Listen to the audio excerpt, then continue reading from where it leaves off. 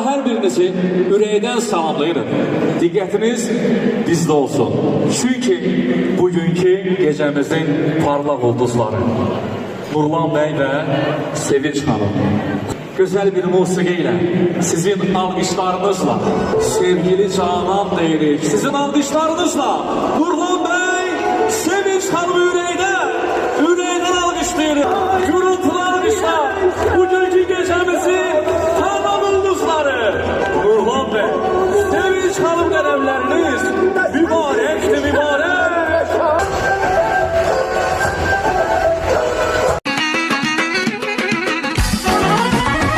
Sevgilim sən maral kimi süzmək kimdən öyrəndin?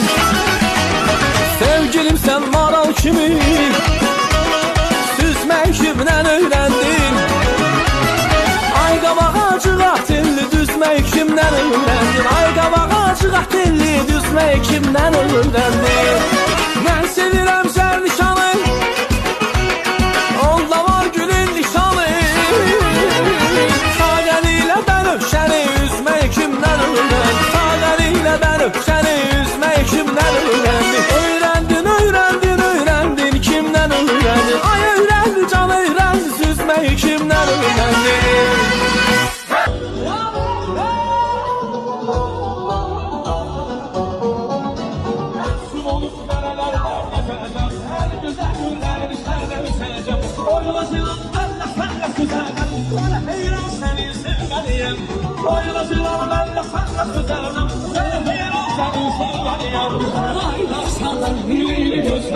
Yandım ay Allah bir gözleri, ay maşallah bir gözleri. Yandım ay Allah bir gözleri. Üstümüze pislikler, üstümüze pislikler. Her tarafa kirliler. Bizim aile, bizim aile. Her dostlarım benimler. Bizim aile, bizim aile. Benim dostlar. Allah teber kaynana, ne durmuşsan da.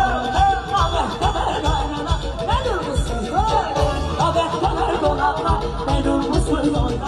Allah teber konakla, ne durmuşsun da.